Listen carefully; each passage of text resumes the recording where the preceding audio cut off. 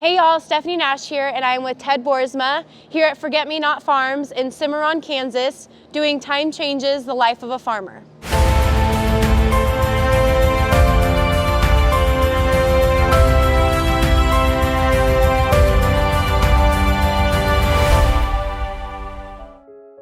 So I'm Ted Boersma, and my wife and I and family run Forget Me Not Farms here in southwest Kansas. And we started in 1984, milking 140 cows on a dairy south of Albuquerque, New Mexico.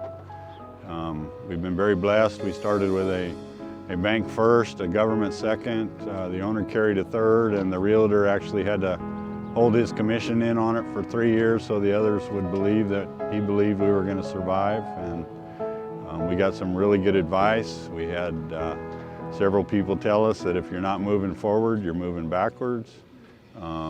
They told us that dairying was really simple, that if you could get milk or pregnant cows, you would survive, and if you could get both, that you would make money at it. And so we kind of took that to heart, and we learned that it is simple, but the devil's in the details. Over time, we moved from south of Albuquerque to the east side of New Mexico to Clovis, and we built a farm that at that time we designed it to milk 1,400 cows, and that was more cows than we ever dreamed of milking in our lifetime. We were blessed, and that was in '93. In 2000, we built a second farm in that same area to milk an additional 3,500 cows. And then in '08, we traded both those two farms, and we moved up here to southwest Kansas, and with the attempt to combine everything into a single facility. So we now milk 8,500, 9,000 cows out here in southwest Kansas on a dry lot farm.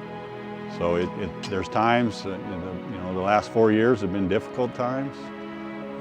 You kind of hang on, and you use up a lot of what you've built up in the past, and you hope it turns again. We jokingly say now that we manage as many employees as we started with cows. We're not quite up to that number, but it's close. And so we've learned that employees need to be family as well as employees.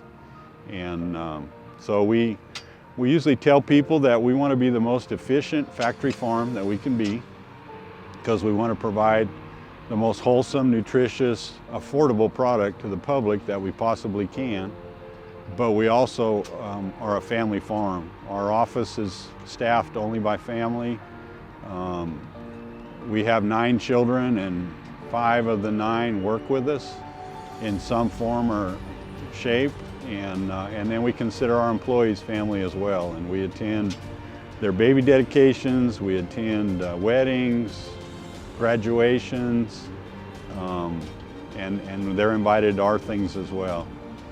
So we believe that God's blessed us and that we have a privilege of doing what we do. We many times jokingly tell people that when they ask, what do? We say, we run a ministry to immigrants in southwest Kansas, both legal and illegal, and we do it by milking cows. And we do that really seriously. We take that very, very seriously. So our name, Forget Me Not Farms, is when we were leaving New Mexico and heading out here to West Kansas. One, we didn't want our friends and family to forget us. We wanted them to remember that we weren't leaving them, we weren't deserting them. We wanted them to remember us. We were just having an opportunity to go somewhere else.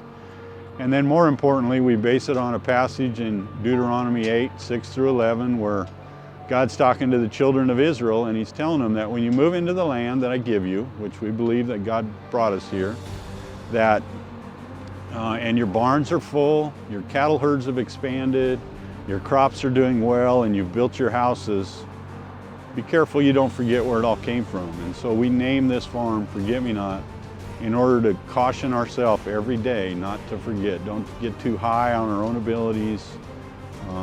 Just remember that we have to do our best, but we're blessed. And if you come to visit, and you come to our office, we'll have to warn you to be careful you don't trip over little kids' toys, because our office is full of grandkid toys. That's our hope and prayer, that that someday those grandkids can be part of the generational transition of this farm, that our impact both here to help feed and around the world. You know, if you look at our card, part of what we teach our guys is that our goal is to not only provide for families, but also ultimately to feed the world. Because if we in this industry want to claim that we have nature's most wholesome food, and there's people starving around the world and dying every day, then our goal should be to figure out how to use this most wholesome food to eliminate that starvation worldwide. So that's one of the goals, that's one of the things we think about in our office time. What hasn't been developed, how can we make milk more transportable, how can we make it more user-friendly in a third world country, and how can our grandkids and our family generationally be used to provide that and not only make milk, but to ultimately end world hunger.